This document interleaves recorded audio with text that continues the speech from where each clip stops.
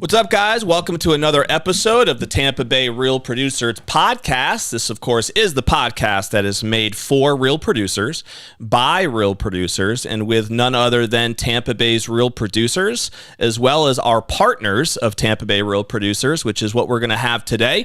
Mr. Jason Nicholas with SCM Roofing as part of our partner series. What's going on, Jason? How's everybody doing today? We're doing well, man. It's good to have you here. Excited to have you in the studio. First time we've had Jason in studio, I think, to at least dive into the podcast. So that's cool.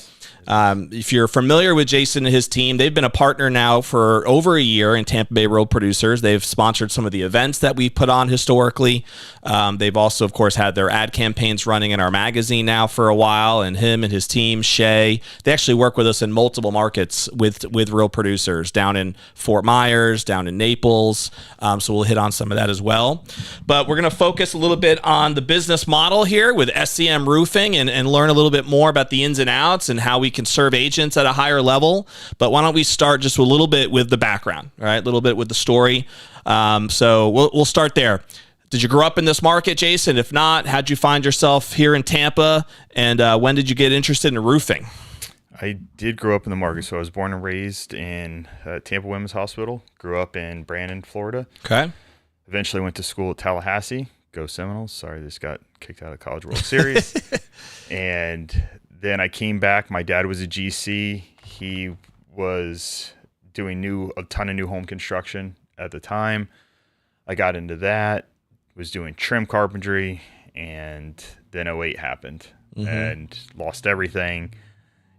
'09, didn't really know what was next, and I just started hopping around, doing different things, got into roof cleaning for a while.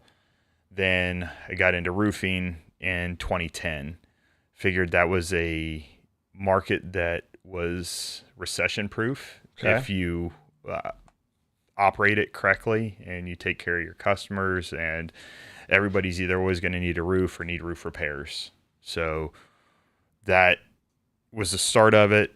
Were you working for somebody else, or were you starting SCM right away in 2010? That was a different company. We had then didn't work out as planned. So from there, I got out of it. I went into Fannie Mae remodels. Okay. So this was in the height of the foreclosures.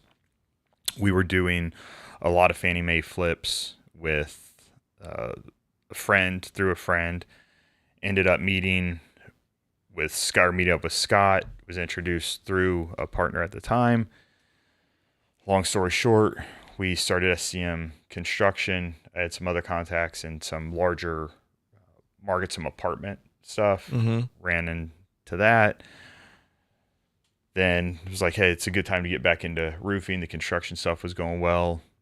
That's when we started SCM Roofing. What year was that? That was, what are we, 24, 8 years ago. So early 2016. Okay. We started SCM Roofing. Yep. And I took over SCM Roofing. Scott still runs the GC side of things, SCM Construction. And here we are today. So you still have kind of the dual companies operating? We do. Okay. Yep. Makes sense. And they do complement each other, I would say, pretty well. They do. They're very nice. We do a lot of work on the apartment side for re-roofs. On our residential side, if we run across anything, we're always able to bring them in to help out as well. Yep, so that makes sense. Works out well. Do you still work with investors and private investors on the construction side as well? The construction side is more large GC stuff, like commercial remodels. Yeah. We limit the individual, the realtors, because the individual stuff or the flips, guys that are doing it on a large scale can just get their pricing down. Yeah. So much more. So, you have a couple different They have models. their own sub teams and yeah, you can go high volume and do a lot, or you can do large, say like South Tampa type home renovations. Yeah. And we've tried them both. Just wasn't, with how involved we were in apartments, it was kind of, you really need to pick something. We were just getting spread too thin. So, do you build new apartment complexes? We have in the past. new builds, kind of that same thing. If you're not doing a ton of them, you don't have the team set up, it's very hard to stay competitive when you're building them. Makes sense. So your focus, your sweet spot is more of the remodels. Correct. Okay. Yeah. We've got a great team now. We've got a couple hundred employees on the construction side that do work from Jacksonville all the way down to Miami. Gotcha. With that. So we stay very busy there. And so on the roofing side, which is obviously what we focus on with Real Producers and diving into that element, what has been your experience over the years now in terms of like generating your deal flow, I guess you would say, through these agent relationships that we have throughout the market? Did it happen intentionally from the get-go? Was it just organic and it kind of started with a couple of agents you happen to know? Was that a focus that you had for any specific reason? What's been your experience like in working with agents on the roofing side? It was definitely, at the beginning, I didn't know, we were doing a lot of Home Advisor and Angie's List and anything we could to generate leads. Yep.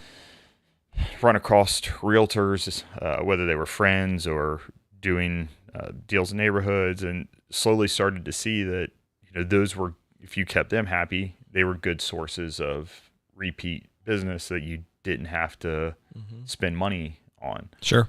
And quickly realized that real estate agents are definitely can be the backbone of a company, and that became my focus.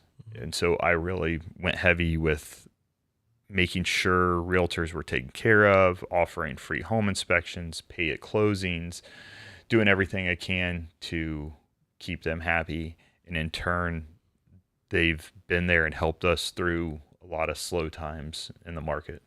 Yeah, it makes sense in terms of having the investment in the relationships, I guess, right? With these agents, when you really have good relationships set up, that is a buffer against some of the fluctuation, I would imagine, right? That could just happen naturally in any business. But obviously in the roofing game, that's even more so. It is. And, everything's so cutthroat. Every day you're getting new roofing companies, you probably see 5 companies drive by right now, and you're like, I've never even heard of that. Or somebody will be like, oh, I got a quote from so-and-so. And, I've been in construction in this market for, 25 years.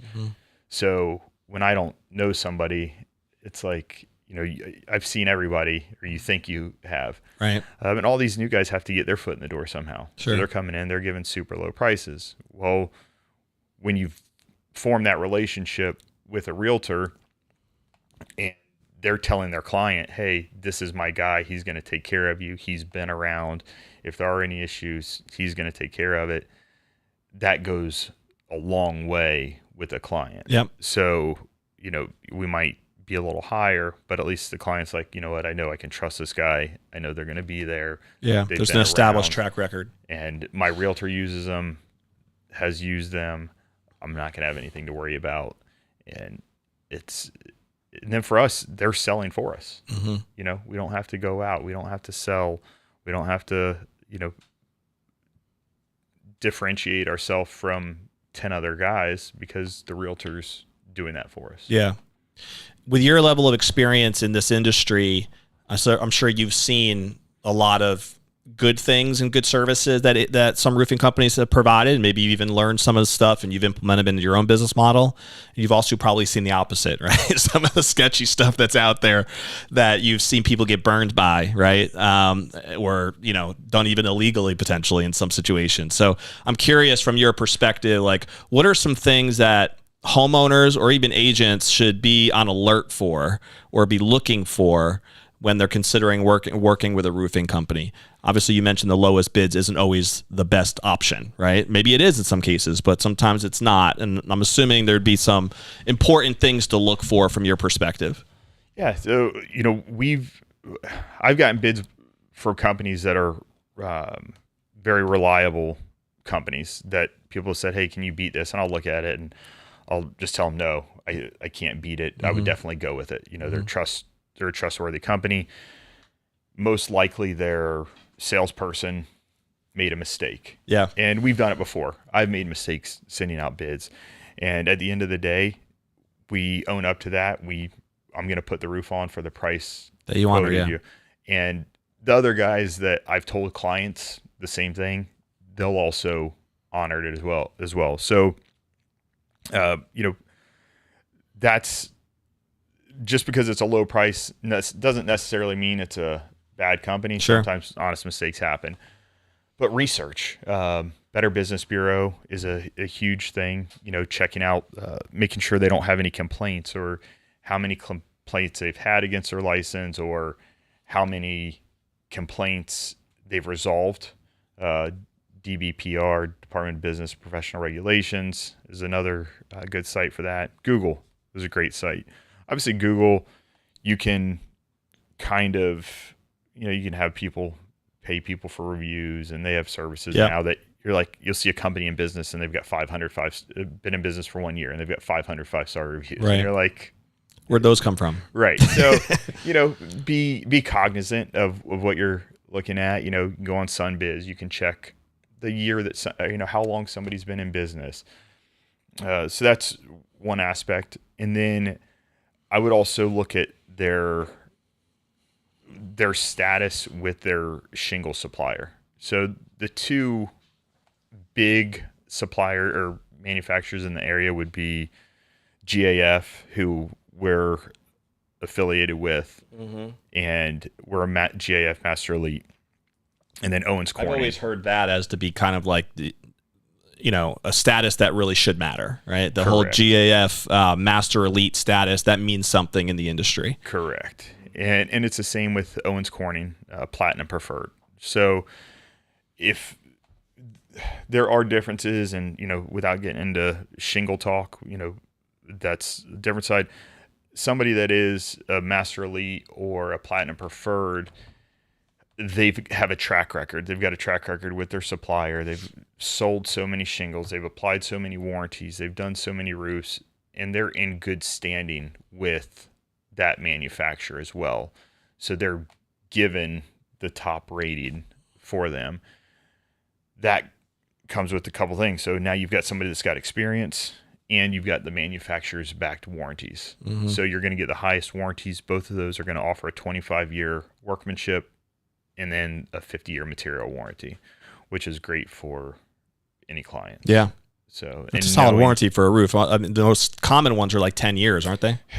Most common are like a 5 to 10 in-house warranty. Yeah. And what I tell people, if I get hit by a truck or hit the lottery and you never hear from me again, you're covered. Yeah. So that's the great thing with the GAF products. And, GAF, Owens Corning, they're no different than anybody else. They have bad runs of shingles. They have issues, but those companies aren't going anywhere, and they're going to back their product. Are those full warranties for 25 years? They are. Wow. Yeah. That's so solid. For the first 25 years, you're covered labor and material. Nice. So if anything goes wrong, and what I tell people, if I install the shingle upside down and backwards, GAF will come out and replace your roof for you. Right. I won't be a Master Elite very long, but you'll have a new roof. You're protected. So they do stand behind their product.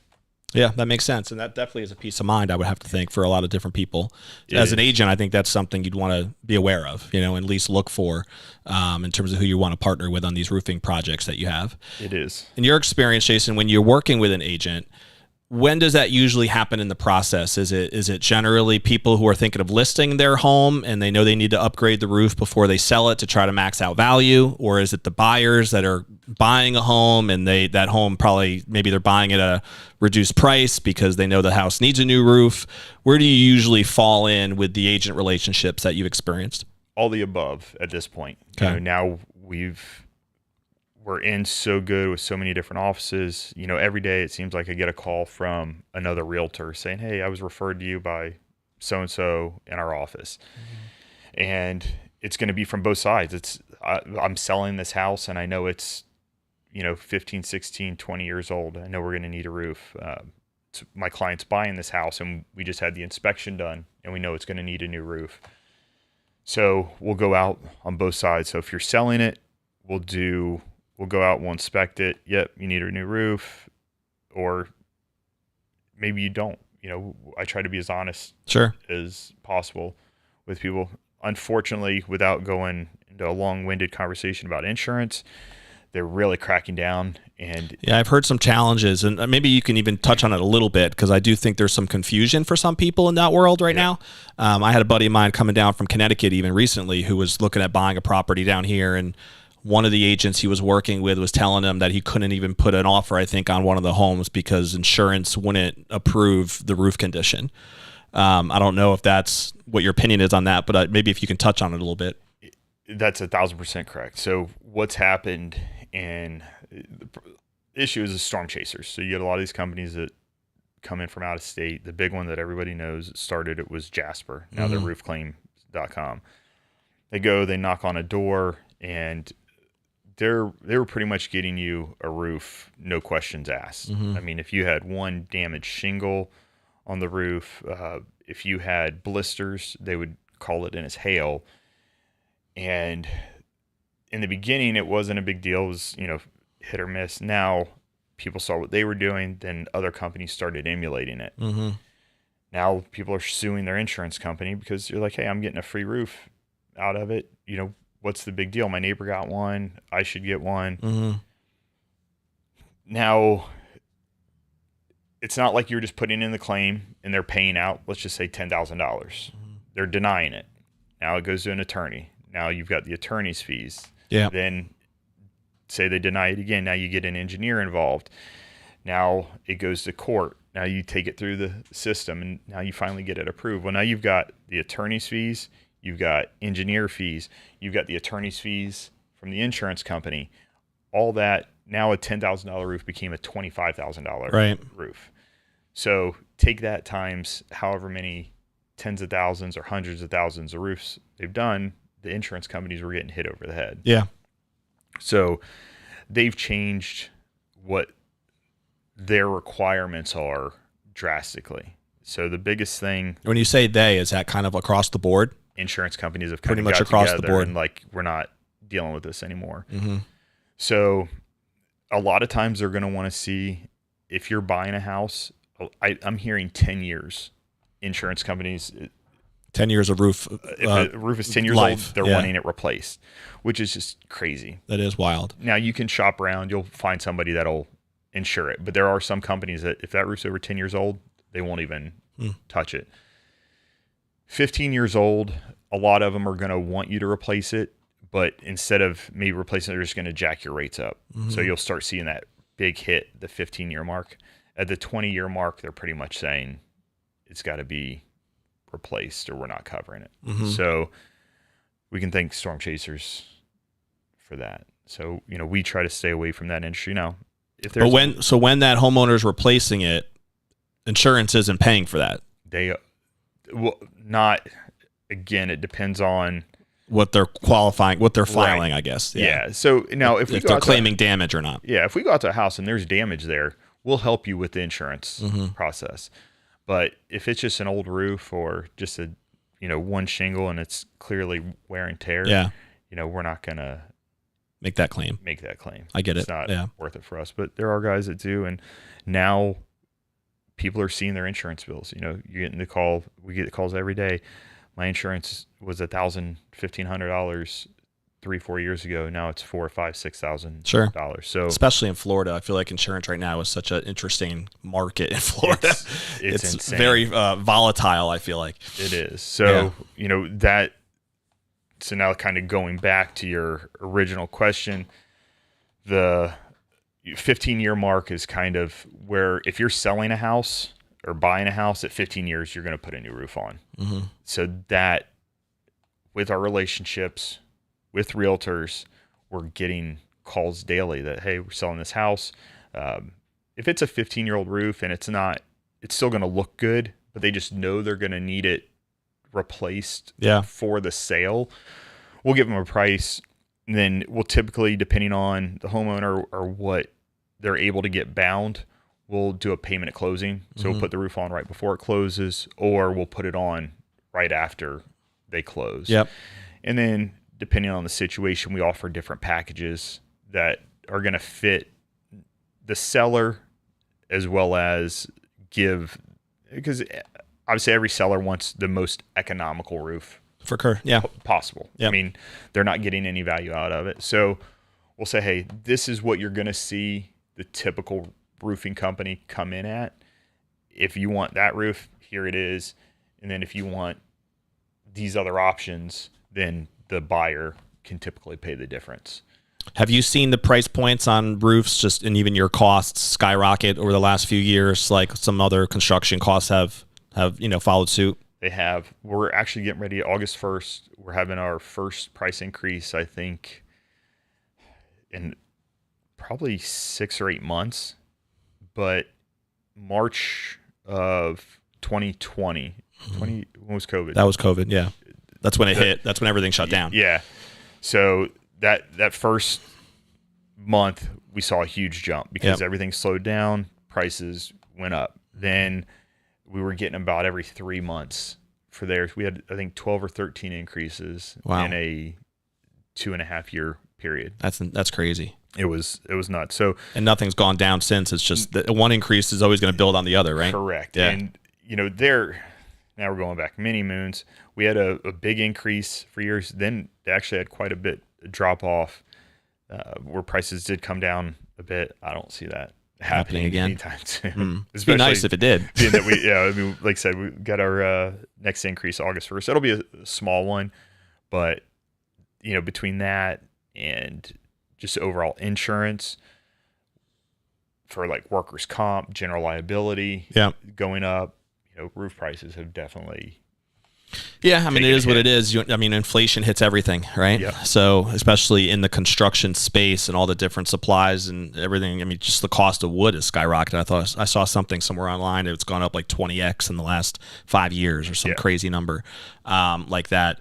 What do your timelines look like, Jason, for roofs nowadays? If you're working with someone, how quickly are you able to get a project done? It depends on the type of roof they want. Shingle is pretty quick. I mean, shingle, I can probably get you in within a week or two if you're like, you're calling panicked, like my insurance is going to cancel. I need it. I can switch some things around. Shingles are pretty standard, readily available. Yep.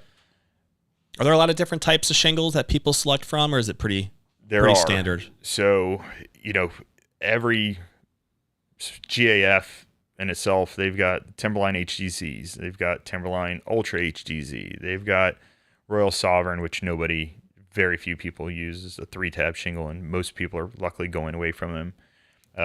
Then they've got Cool Series, they've got designer lines. So inside their designer line, they've got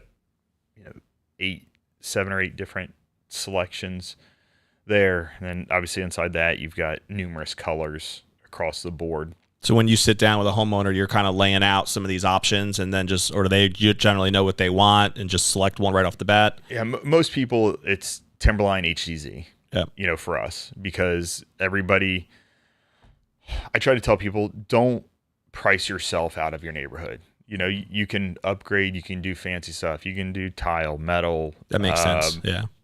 Synthetic roofs. There's so many different things you can do, but if your neighbor's got... Right.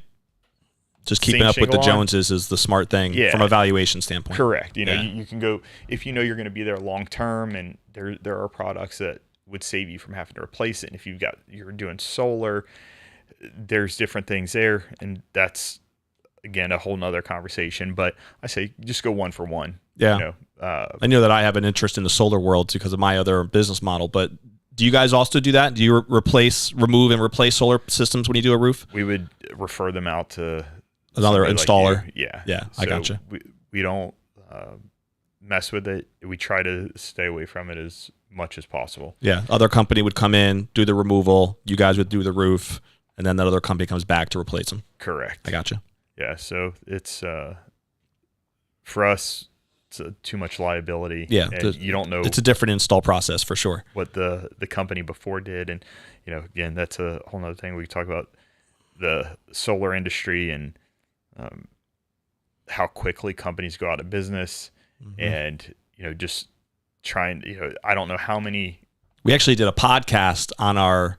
My business partner came in here from Connecticut, and we did a whole podcast on that, and on the different reasons why, and what I've seen anyway, as far as why companies kind of overpromise and then underdeliver, and then we even busted what I call the 7 myths revolving around solar. I thought it was an interesting conversation. We got some good feedback from that, but it's up on our solar page. Yeah, it's insane the amount of people go out to, and the solar company is already out of business. Yeah, it is wild. It's just like, and the worst is they're telling these people, and I'm sure you hear it, is that, oh, we'll put your solar on, and if you need to replace your roof, we'll come out and we'll take it off one time for free and put it back on. Yeah. And in all my years, I've only had one company that I know has actually lived up to that promise, because all the other ones are out of business. Right. They probably know they're on their way out. Yeah. So the promise with that in the back pocket. Yeah. Yeah. And obviously they're pricing that in. Sure. They're not doing it out of the kindness of their heart. Right. They're pricing in. And so I've never seen a legitimate solar company that doesn't have that as a price adder. Right. On their list, a removal cost. They're going to charge something. Correct. Just to even have the man, just to have the labor out there. Yep. Yeah. So, there definitely are good solar companies out there. That's a whole nother thing. Be very mindful if you're doing it. That way you know what you're getting into, the costs, the financing part of it. It kind of goes into, you're asking about what to look for a good roofer. It's the same thing, like just making sure your customer isn't getting taken advantage of. Yeah. Because there are a ton of financing options out there that people will shove somebody into, and the dealer fees that are associated, they're crazy with, right now, they're through the roof. Pump up their pricing. And we've actually had a lot more success with using what's called TPO options, third-party options, as far as financing, mostly revolving around lease options. When you really look at the numbers, we found that a lot of homeowners actually are better off with the inflated dealer fee models that exist today because of the increases in interest rates as much as they have. And these banks are leery about, the solar companies going out of business, so they charge so many dealer fees up front to grab all these origination points, and it's baked into the deal.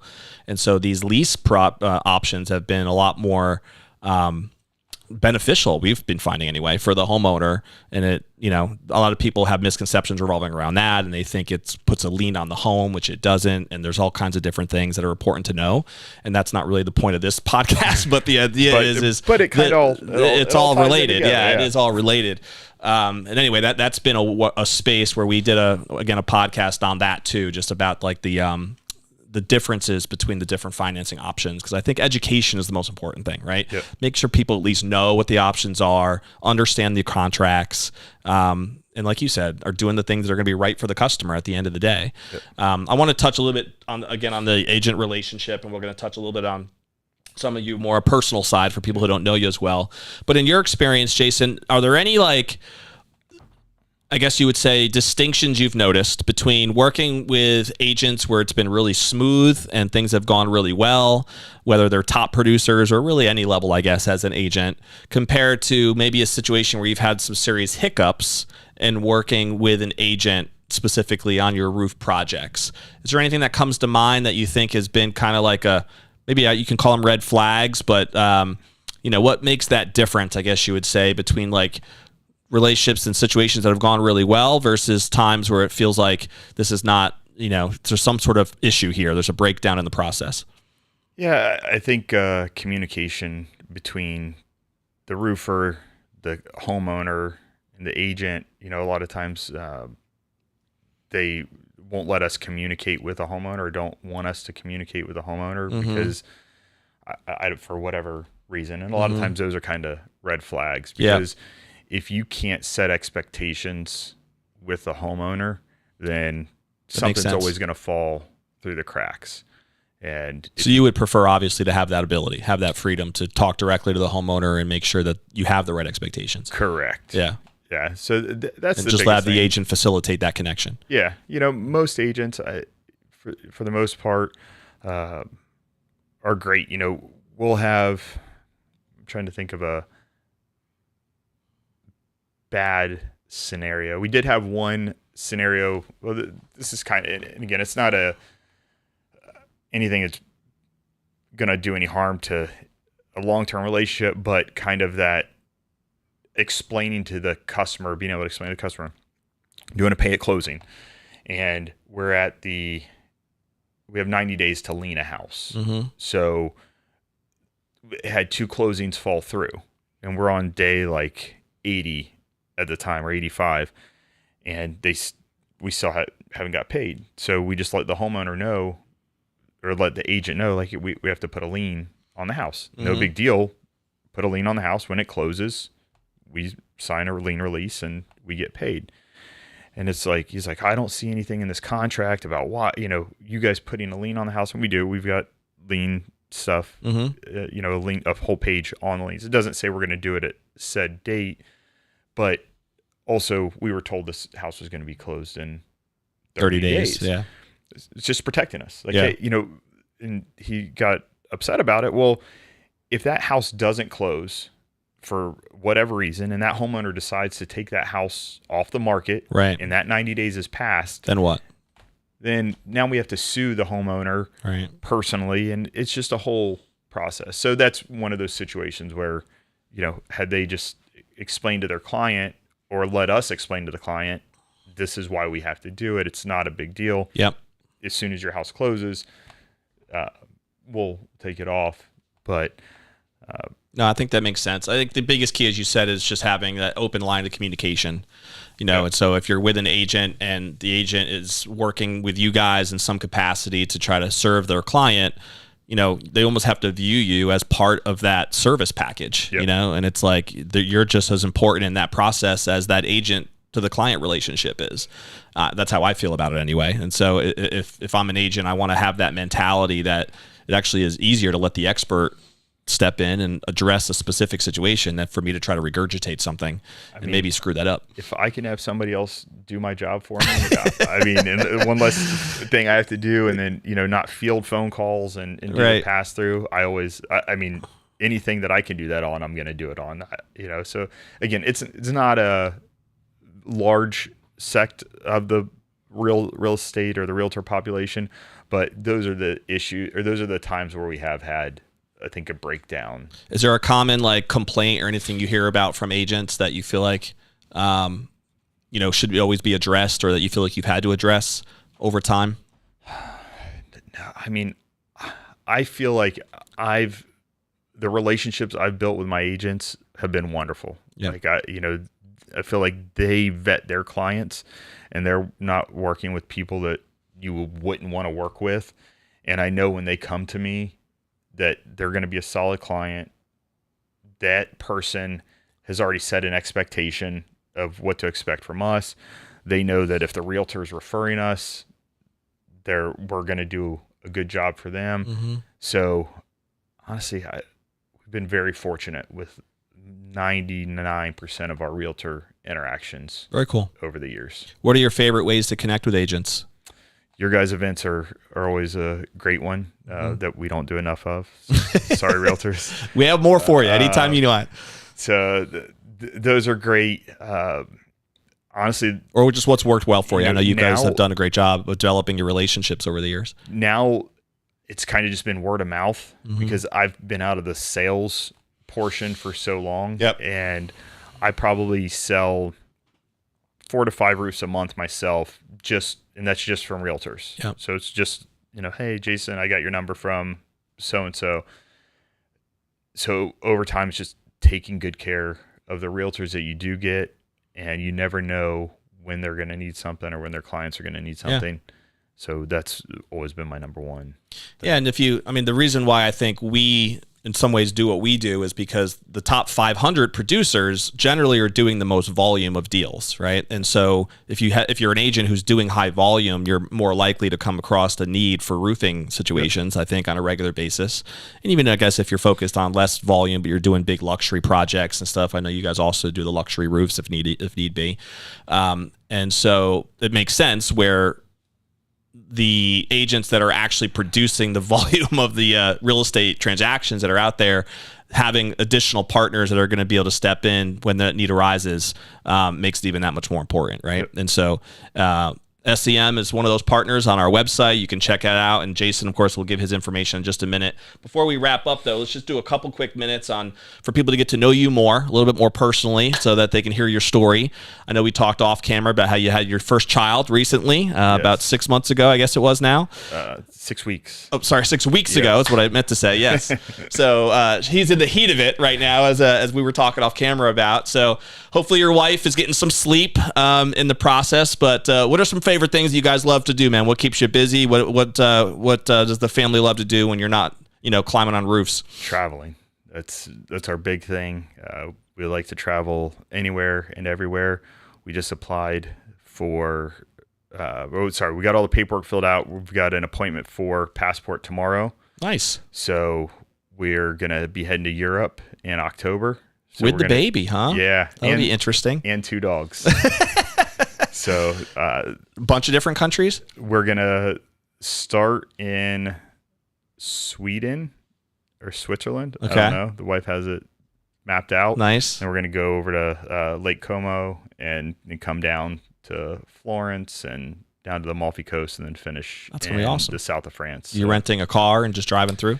Trains as much as we can and then do a car at some point. Nice. Have you guys been to any of those areas before, or is all first time stuff? Italy, done all of Italy a couple times, and south of France, done a couple times and love it there. This will be an interesting experience with the 2 dogs and the little one. Totally different than some of the other European trips that you've taken, I would imagine. 1,000%. I'll have to connect with you when you get back to see what your experience was like. That's why we're trying to do it now, see how we get along with each other, make sure we don't kill each other. Right.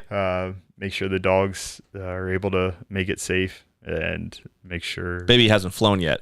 He did. We went to New York at 3 weeks. He did. Okay. All right. So right away. Took him up to see. He did okay in the flight. Slept. He did great. Yeah. The wife was.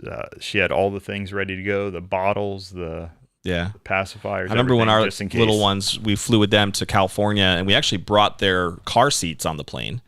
And that was a tip from a friend of ours that said they're comfortable, obviously, in their car seats. And then they slept the whole flight just because once we got the car seat in there, it was good to go. It was a pain, though, to lug them through the freaking airport. But once we got them on the plane, they were golden. Quick funny story about that. So we go to New York, first time traveling with the baby, stroller, all that. We have no clue what we're doing. We get to the gate. They give us tags for the stroller and for the car seat. And drop everything off, get on the plane, no big deal. We get off, stroller's there, no car seat. I'm like, all right. And they're like, oh, it's coming. Don't worry, it's coming. No. I'm like, nobody's walking back and forth. What a nightmare. I'm like, I don't think it's coming. And it's 9:30. We have to get to a rental car by 10 o'clock. Where nobody's done. They're like, well, we think it went to baggage claim. We're like, you think it went there? So if we go to baggage claim and it's not there, then what do? We got to say we can't come back. Long story short, she goes to baggage claim. It is there. I go down by the time we get, so she's carrying 2 puppies and a you guys dog, always travel with your dogs, huh? Yeah, anywhere we can. Yeah. So she's got 2 puppies in the carrying the baby. I've got the stroller. I've got the diaper bag. I've got everything else. By the time we get the shuttle and get there, the rental car place was closed. Ugh. And then, fun times. The joys of airport traveling. Yeah, we had to go to another. You just got to go private next time, man. That's all. Get this business booming, and you'll be getting your own jet soon enough. Big SCM on the side. Just got to hit the lotto. That's it. It's all a tax write-off, buddy. Yeah. A couple rapid fire questions. Do you have a favorite book or author or seminar maybe that you've ever attended that you feel like has made a big impact on you personally or professionally? I love the David Goggins books. I think he's great. He's hilarious. Yeah. I think his mindset is something that everybody wishes they could get into, but I mean, I think he is the top. There's nobody else. Yeah, he's got some great content to be able to do what he does. I believe it's Jesse Itzler, who's living with a seal. Yeah. It was about David Goggins coming to live with him for a month. So that was pretty good. And then like Ed Milet. I heard him speak live once, Jesse. He was on one of the events that we did for our solar company, actually. And his wife is the founder of Spanx, I think, right? Correct. Yeah. Yeah. And then he's, obviously very well versed in business. Yeah. And He's built a successful private jet company, I think. Yep. Yeah. So, but that's it. I don't do a ton of reading outside of Instagram. Those are some good ones, though. Those are some good ones. Their stories are great. Like I said, I really enjoyed Jesse's story on the call that we had him on, and then we had him speak live in person one time too. Do you have a favorite movie or TV show? 2.5 Men. Probably watched it. I don't know. Did you continue watching it when Charlie left? No, that was the end of it, right? As soon as it's over, then we go totally back different show at that point. It is. It's terrible. And lately, I've been got back into golf recently, and so I've been big into YouTube golf and watching. Nice. Did you watch Rory fall apart? The U.S. Open. I want to say unfortunately because I really like DeChambeau now, and I've become a much bigger fan of his. Yeah, he was really into the crowd. You can tell. You saw how he was having the crowd all touch the trophy at the end there for a few hours. I think Liv has really made it a focal point for these guys to get on social media. Yeah. And have the fans, being endeared to them. Yeah. Because when he was on the PGA, he was the villain. There was it was an interesting story how he's flipped it. Yeah. And, now he's come out with his own YouTube channel, and he's really done an amazing job of doing a 180, how he interacts with the fans, just showing his personality. So I did watch it all. I felt terrible for Rory. I wish he would have at least made that putt on 18. I would have liked to then seen Bryson win in a I would have liked to see them go head to head. That would have been neat. Yeah. And that was a 2.5 foot putt. I mean, that was brutal. I mean, it had a break to it, but still, that was a brutal miss. I forget who was talking about it. He's like, John Rahm. He's like, everybody's talking about how it was just a 2.5 foot putt, but it's probably, and it really was, outside of the pressure on you for that putt, to win the U.S. Open, the 10-year drought that he's been in, all the pressure he's been under, personal, professional, and then those greens, I think probably at that time were about a 14. Yeah. So, if you I would have missed it for sure.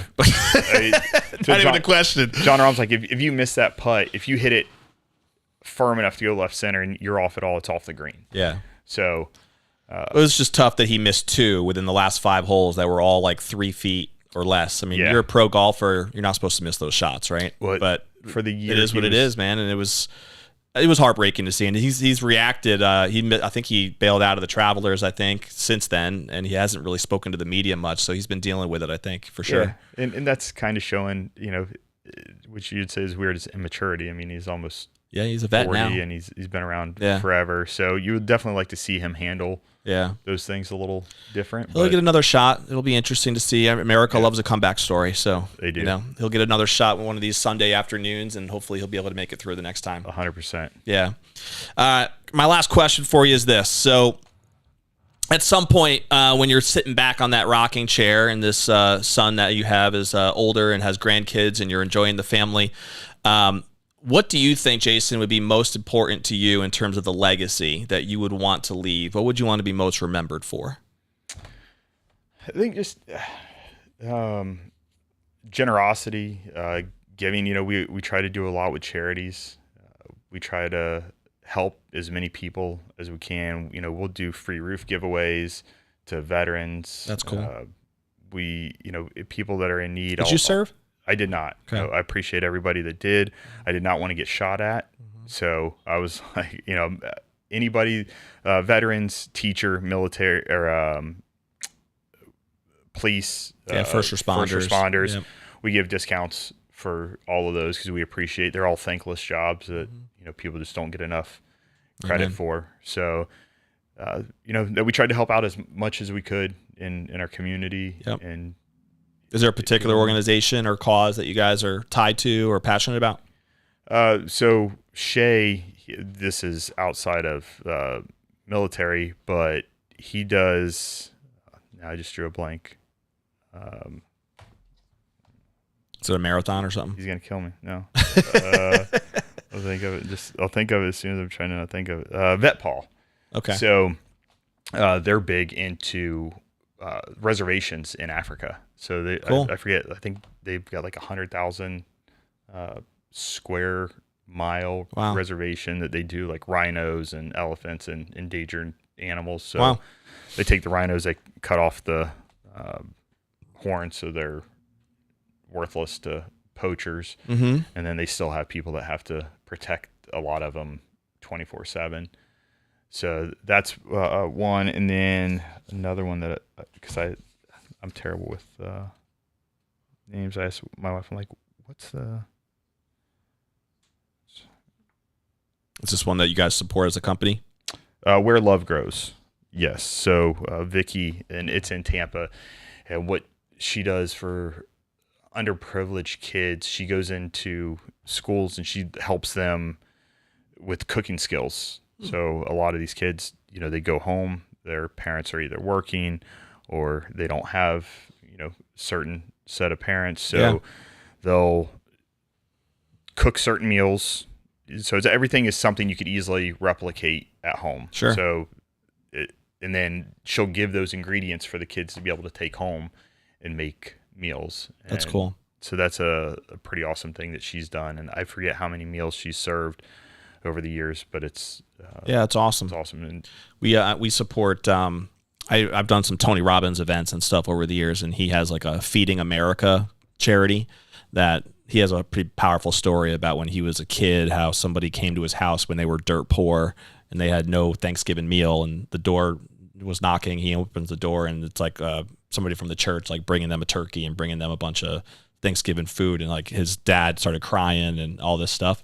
And so he built this organization on wanting to just provide meals, right, for people. So we help support that as well. But it's amazing how many people just can go without a good meal on a regular basis throughout, and we just don't even recognize it, throughout our society. It for granted. We do. So he's done some great work with that. I think they've done like over 1 billion meals now or something like that. Awesome. It's a crazy number. But we do the Making a Difference section of our magazine every month. So we try to spotlight different nonprofits and causes through there. And thankfully, we've had some people who have read some of those articles and have even donated to some of those causes and done various things to get involved. So I appreciate you bringing a couple of those up. Definitely try to spotlight them when we can. Awesome. For sure. So we're going to put a bow on the episode, and the way, Jason, if anybody wants to follow up with you and pick your brain a little bit more just about, like, maybe it's an agent who has roofing needs or has clients that have this or that, what's the best way for someone to reach you? The best way is my cell phone. It's 813-293-0732, or email is jason@scmroofingfl.com. Same their website. You can contact the office, 855 SCM Roof, and I'm always around. I've had the same cell phone since same cell phone number, not same cell phone, since I was 16. So I don't plan on changing that ever. So you'll always be able to get a hold of me on that. It's funny. I have the same thing, man. It's like, once you get that number down, it's hard to give it up. And my number, I'm from Connecticut, so I still have a 203 number, and then I have a bunch of other like forwarding 813 numbers, but can't get rid of that original 203, baby. It's part of the DNA at this point. I don't understand the people that every time you call them, they got a different number. And I'm like, man, what? You don't want to be contacted. You can transfer numbers without a problem nowadays. So don't keep me guessing. Well, we're going to wrap up with a challenge to the audience the way we always do. And this is one of our conversations as part of our partner series. We can get to learn a little bit more about what our vendors specialize in. And obviously today's conversation with Jason was about roofing and some of the roofing needs out there and some of the ins and outs of the roofing industry. I hope you were able to grab a nugget from it. Maybe you're an agent out there who just needs to have a great roofing partner on your list. And so I know SCM, we vouch for them. They've been supporters of our platform for many years. And more importantly, they've done a lot of great work with agents, which is how we found out about them, right, on the local level. And so if you're somebody who just feels like I need to up my game with better vendors that are providing better levels of service, I would highly recommend you contact Jason and SCM and pick his brain and let him help. So that might be your action step. Or maybe you just want to pick up one of the recommended books or something that Jason threw out there. But take some sort of action from the podcast today, whether you're watching live, whether you're watching, listen to any of your favorite podcast platforms, and do something to propel yourself forward personally and professionally. That would make the time you invested in this podcast that much worth it. You can also, of course, click the button to subscribe. That way you'll be notified every time we have a new episode. And we do drop a new episode every Friday. So go ahead and subscribe by clicking that button so we can notify you. And of course, you can follow us at TampaBayRealProducers.com, as well as being powered by Top Producers Nation. You can check out TopProducersNation.com if you're an agent who would like to be a part of a community that is built for top producers to share resources. There's courses involved in there. There's all kinds of different ways to help you grow your business as a top producer. So check that out as well. We will see you on the next episode of the Tampa Bay Real Producers podcast. We'll see you later.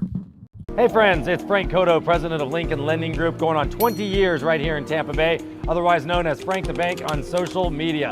I'm here at Whiskey Cake at International Mall with the Real Producers. Don Hill, Real Producers, is an amazing group. It's not just a magazine, guys.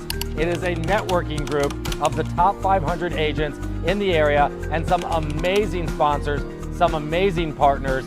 This is not just your typical group. It's a great place to come, to network, to learn something, to sit on a panel, to advertise, to meet great people. Thank you, Don, and thank you, Real Producers, for everything you've done for us. We'll continue to be a partner, and you should too.